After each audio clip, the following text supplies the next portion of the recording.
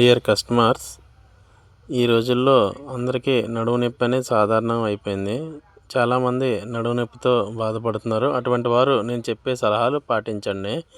ముందుగా కిందన ఫ్లాట్గా పడుకొని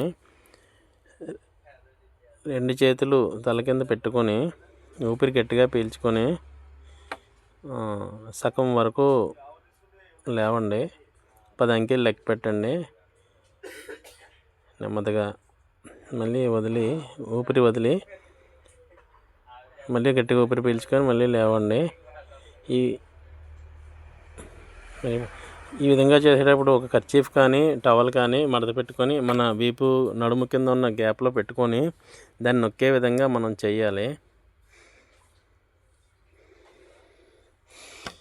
అలాగే ప్రతి ఇంటి దగ్గర ఇటువంటివి ఏమైనా ఏర్పాట్లు ఉంటే దాన్ని పట్టుకొని 10 అంకెలు లెక్క పెట్టి ఎంతసేపు ఉంటే అంత మనకి మంచిది చేయడానికి.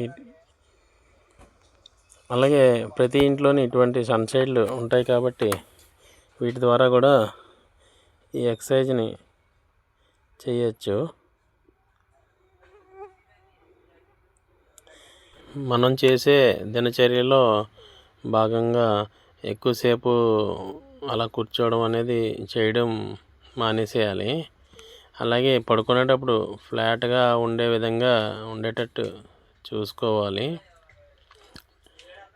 ఎక్కువసేపు డ్రైవింగ్ చేసేటప్పుడు బండి మీద వెళ్ళేటప్పుడు గోతుల రోడ్లో చేయకూడదు. దానివల్ల నడుములోని పూసలపై ఒకదానిపై ఒకటి ఒత్తిడి పడి నడుము నొప్పి ఎక్కువ అవుతుంది. అలాగే ఎక్కువసేపు ట్రైన్లో కానీ బస్సులో కానీ ఆటోలో కానీ జర్నీ చేయడం అనేది తగ్గించుకోవాలి. మనం ఒంగొని బరువులు ఎత్తడం అనేది చేయడం మానేసేయాలి పూర్తిగానే. అలాగే ఆటో డ్రైవర్లు, బస్సు డ్రైవర్లు, సాఫ్ట్వేర్ ఉద్యోగస్తులు కూర్చొనే ఉండాలి కాబట్టి వాళ్ళు